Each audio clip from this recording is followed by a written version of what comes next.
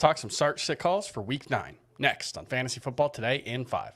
Welcome to FFT in 5. I'm Chris Towers. I'm here with Dave Richard, and we are talking some start-sit questions for Week 9 of the NFL season. And, I mean, the quarterback position, kind of a mess right now. We've got all kinds of injuries. We've got guys on bye.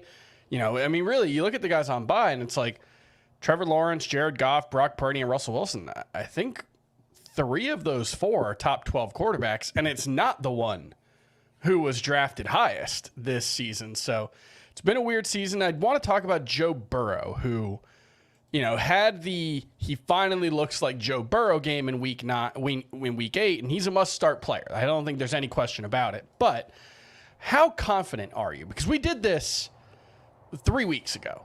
We did hey, Joe Burrow looked like Joe Burrow. Remember, it was a game against Arizona. He had 3 touchdowns, was moving around a little better. And then he comes back and throws for 185 yards on 35 pass attempts the next week. Are we 100% certain that Joe Burrow is Joe Burrow now? Let's put it this way, Chris. He's number 1 in my quarterback rankings this week. Number 1?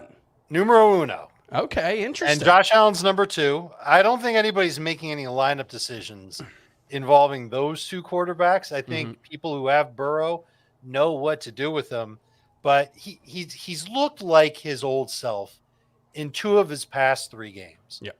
In the one game where he didn't have over 20 fantasy points, I think it was the game that T. Higgins was really coming back from a rib injury and wasn't himself. So I think not that T. Higgins was great last week, Chris, but I think this Bengals offense is rolling. I think the O-line is good. Burrow really does look like his old self. So does Jamar Chase, by the way. It's a great combination. And I think they take up the matchup against Buffalo pretty well, even with Rasul Douglas in that secondary. All right, let's talk some running backs. And the first one I want to talk about is actually Devin Singletary. I saw Dameon Pierce is dealing with an ankle injury. We've seen this situation get a little closer to an even split. Unfortunately, last week we also saw Mike Boone we've seen him for more than this one. Which, yeah, he's starting to work in more in passing situations, and it's leaving this kind of as a 3-way backfield. But if Dameon Pierce isn't out, would you feel good about starting Devin Singletary this week? I don't know if good is the right word, but would I view him as a running back that's got 15 touch potential and potentially would work at the goal line if there's no Dameon Pierce? In a matchup against Tampa Bay, I don't know how easy that is for him. Yeah. But I think he can get you, let's keep it conservative, 70 total yards. Would you start him or Emari DeMarcado? I think I'd probably lean toward him over DeMarcado, who's playing against the Browns. Tougher matchup with DeMarcado. Singletary versus Darrell Henderson. I think I might go with Singletary too. Again, we're talking about a guy who's going to be a lead back. He'll lose third downs. I don't think it's necessarily passing downs. I think it's just third downs. Sure. To Mike Boone. And I think the volume will be there. I think the matchup is what it is. But I think the matchup is what it is for Henderson too against Green Bay. He's just going to end up in this. He's been in this annoying rotation with Royce Freeman, and Freeman's been the more efficient runner of the 2. Let's talk about James Cook from the Buffalo Bills, who got off to a really strong start to the season and has kind of fizzled out. We've seen some of the issues with this Buffalo backfield that we've seen in past years where, 1, they always want to go with multiple backs, and 2, they just don't seem to trust James Cook near the goal line. I think he did get 1 goal line carry last week that kind of salvaged his game, but is he a top 20 back for you in week 9? He's just inside the top 20 for me in PPR. It's really just comes down to the fact that he's the running back that I expect to play the most in Buffalo. I think there's high scoring potential in the game between the Bengals and the Bills.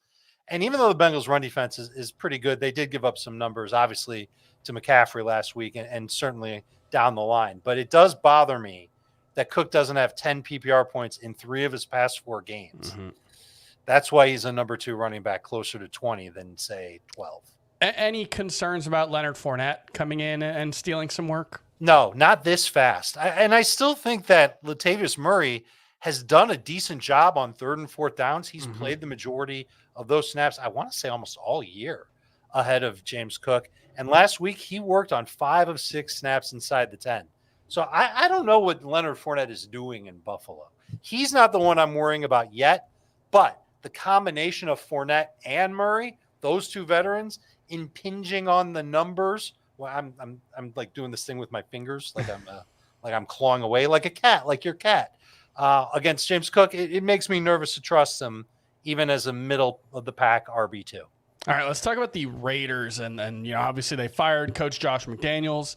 They're going to start rookie 4th-round pick Aiden O'Connell this week. I assume that's probably going to be the case moving forward. I don't know if he's an upgrade over Jimmy Garoppolo. Certainly, like a healthy, high-level version of Jimmy Garoppolo, I think would be better. But what we've seen so far this season is not that. What are your expectations for this Raiders offense, and specifically, Devontae Adams and Jacoby Myers? Are you starting them both this week? I think you have to start Devontae.